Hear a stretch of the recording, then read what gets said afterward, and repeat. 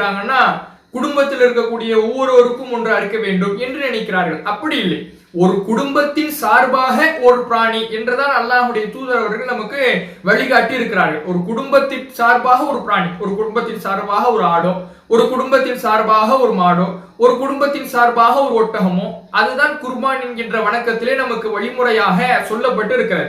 ஒவ்வொருவருக்கும் ஒரு பிராணி என்பது கிடையாது. மேலதிகமாக கொடுப்பது சக்தி இருந்தால், கூடுதலாக வசதி இருந்தால் மேலதிகமாக கொடுப்பது நன்மையை பெற்று தரும். ஆனால் ஒவ்வொருவருக்கும் ஒன்று கொடுக்க வேண்டும் என்பது மார்க்கத்தில் அப்படி சொல்லப்படவில்லை. ஒரு குடும்பத்தின் சார்பாக ஒன்று கொடுத்தாலே போதுமானது. அதற்கு மேல் செய்ய விரும்புபவர்கள், வசதி இருந்து ஏழைகளுக்கு உதவ நினைப்பவர்கள் உதவினால் அதற்கு தகுந்த நன்மைகளை இறைவன் வழங்குவான்.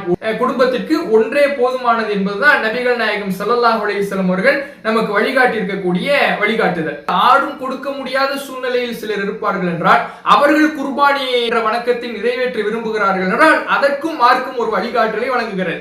கூட்டு குர்பானி என்ற ஒரு வழிகாட்டலை அல்லாஹ்வுடைய தூதர் அவர்கள் நமக்கு வழிகாட்டி இருக்கிறார்கள். இந்த கூட்டு குர்பானி என்றால் என்ன?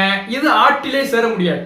ஆட்டிலே பலர் கூட்டு சேர்ந்து குர்பானி கொடுத்தல் என்பது ஆட்டிலே கிடையாது. ஒட்டகத்திலையும் மாட்டிலையும் வழிகாட்டி இருக்கிறார்கள். பல குடும்பங்கள் சேர்ந்து ஒரு மாடு, பல குடும்பங்கள் சேர்ந்து ஒரு ஒட்டகம் என்று அல்லாஹ்வுடைய தூதர் அவர்கள் வழிகாட்டி இருக்கிறார்கள். 7 நபர்களும் தங்களுக்கு மத்தியிலே அதனுடைய தொகையை பிரித்துக் கொண்டு அதை வாங்கி குர்பானியாக கொடுத்து தங்களுக்கு மத்தியிலே அந்த இறைச்சியை பங்கிட்டு விநியோகம் செய்யலாம். இதை மார்க்கம் வழிகாட்டுகிறது. ஒட்டகத்தில் மட்டும் கூடுதலாக 7 அல்லது 10 என்ற ஒரு வழிகாட்டலை அல்லாஹ்வுடைய தூதர் அவர்கள் நமக்கு வழிகாட்டி இருக்கிறார்கள். இந்த கூட்டு குர்பானி திட்டமும் நம்முடைய ஜமாத்தின் சார்பாக செய்யப்பட்டு வருகிறது என்பதையும் நாம தெரிவித்துக் கொள்கிறோம்.